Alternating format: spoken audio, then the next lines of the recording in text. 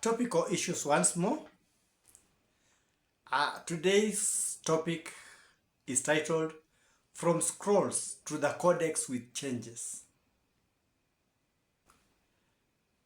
When paper from papyrus from the banks of River Nile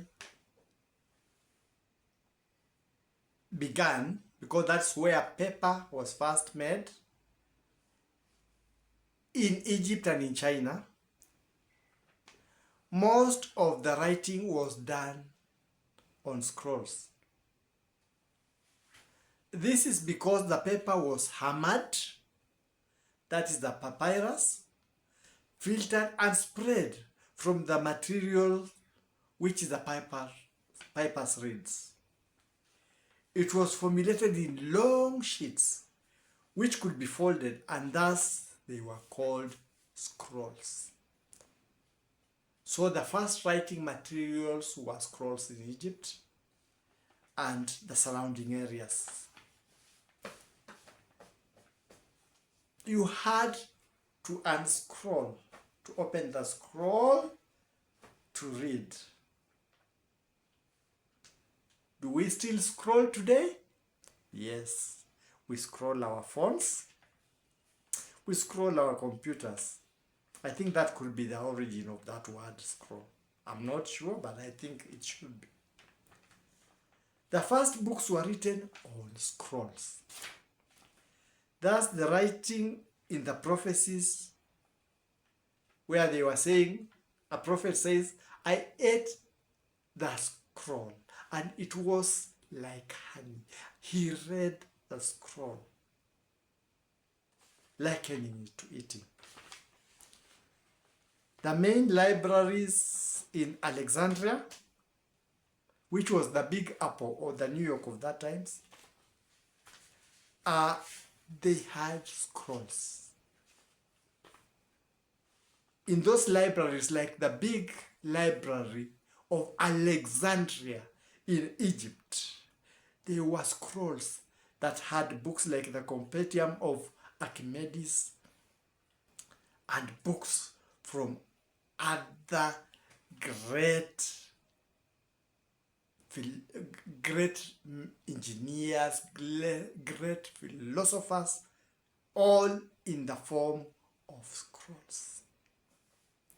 The first Bibles were written in scrolls. Literature books were in scroll form.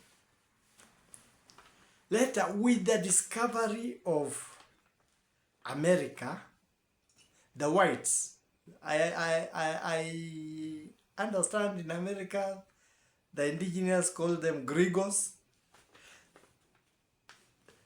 When they went to America, they did not find a primitive society. They found a society that was advanced. It had its own education. It had people who were doing astronomy, mathematicians, like in the Maya and Aztec, in Tenochtitlan, the Maya capital. They had this. They were living almost at the standards or slightly higher than the standards in the old world in Europe. They also wrote their materials, but they wrote their materials on tree barks put in paper form. What we call the book in that form, the Codex. So the Codex was very convenient because you could be able to open here and you are referring to this, and small, manageable. You can easily keep it neatly. I'm not saying the scrolls could not be kept neatly. It was a new style that was appealing. With the coming of the Codex came also new religious views. Why am I saying new religious views? Something like Christianity, Judaism, and a bit of joining with the Greek cultures gave us a certain book. The book was not exactly the way it was when it was being done. There was a team that was called from Israel to Alexandria to write the first Torah in Greek. Septuagint. And that one had books also, but not in totality. I said editing began long time. It's not only the present churches that editing began. So there was some editing that time. And that's why I was surprised. I was asking some people, I say, I don't know if it's there. Esther or Hadassah. Is Hadassah in the Jewish Torah? It is in the Quran. It is in the Bible. I don't know if it's there, but some also found their way out that very first time. And then with the Roman Empire, beginning of Christianity, materials were borrowed from the interpreted Torah. Addition of other things was there, and some customs that were Roman, and the cultures that were there also found their way in with the onset of Christianity. That's when you are told church tradition, because by then it was the functioning for Christianity, for Judaism. Judaism, it was the temple, and it was the temple of Jerusalem. People had to pray facing Jerusalem.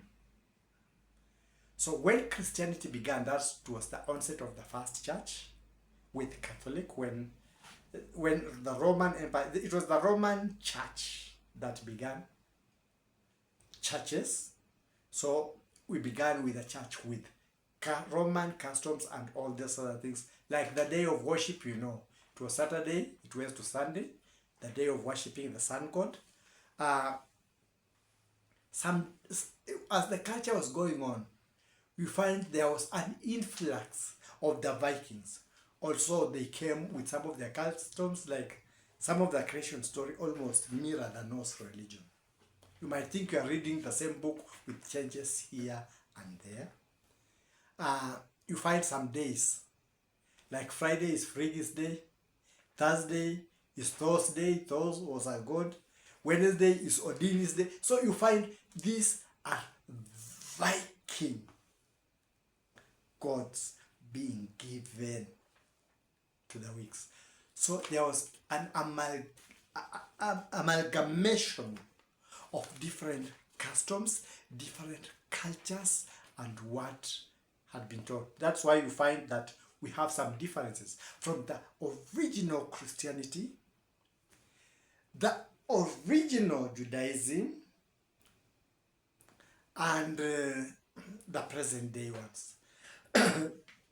This one brings us to a time also when Islam began and also incorporated those values.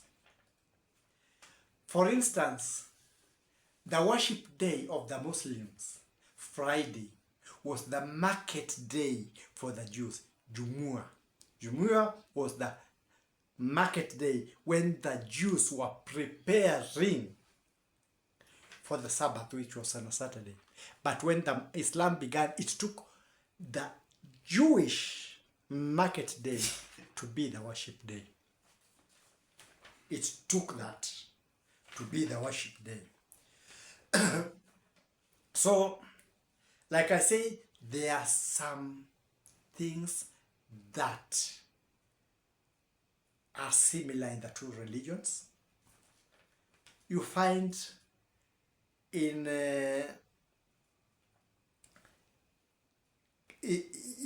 Christianity, there is the bull. That is a judgment against people who don't. And there is fatwa in Islam. They are similar. It's only they are called differently in the two religions, but the activity is the same. Uh, in Islam, wars to convert people who are not Muslims were fought under the brand of jihad. In Christianity, with the Vikings who had now infiltrated and occupied most of Europe, most of the crusaders were Vikings. They waged war in places also where they thought that the Christian interests were not being followed. You have something like Holy Mother of Jesus in some Christian denomination. The other they say Mother of Jesus, but another one is Holy, Holy, worthy of worshipping. And you find a similar thing in the Shia sect of Islam, where Fatima bin Muhammad is elevated to such a high standard also, almost like Mary, Maria, the mother of Jesus or mother of Isa. For Muslims and Christians, many do not know that we share the prophet Jesus. The Muslims call him Isa, the Christians call him Jesus. Isa bin Maryam is Jesus Christ, son of Mary. So, with this, there are things like being removed from religion, excommunication. It's found both in Islam and in Christianity. So we might find there are times when we shall clash over certain books. It's not our mistake. Those who were there during that time and the conditions that were there during that time were not able to put them together the way some of us would say they should be. But facts are there. We should not judge others on those basis of fatwa, of bull, because even innocent people who are following what was edited would find themselves in the firing squad. They'll be targets of those who want the status quo to remain. But there are many changes that have happened. So there are times when Muslims will talk not like the Muslim you are. Christians will talk not like the Christian you are, because they are pursuing some other knowledge, some other changes that may have been omitted, and you don't want to conform with them at that moment. So let's look at each other objectively. Let's agree that those are books, and the name Bible comes from the name Tabiblia, the books. It does not name how many books. So others may be in pursuit of other books that were edited, because it was just councils that also sat and said they have forbidden them. But if one is interested, do not go after him with the punishment, with thoughts of murder, or even in Islam. There are also other things we'll find there. And somebody may talk, and the talking may appear offensive. But eventually, you will come to realize that what he's talking was in the books. But the teaching is not the same, because the religions that were being formulated at that time omitted some or did not want some. And that's why we have problems. You see, Shia and Sunni, there are wars that happen, isn't it? They're all Muslims. In Britain, in those islands, there was a war of Catholics and Protestants. They're all Christians. So you'll find that misunderstanding, if not handled with care, can cause trouble. But let's accept things are there. We do not write the books. If things are there, they are there. We should not go with weapons after others, with ill intention after others, because they just mentioned what is in the books and was edited. There are people who have undergone those and not mentioned their names, but you find whatever the people are trying to kill them for are the true writings in the books. So mine is be open to changes. When they come, they come. One cannot be forced to change.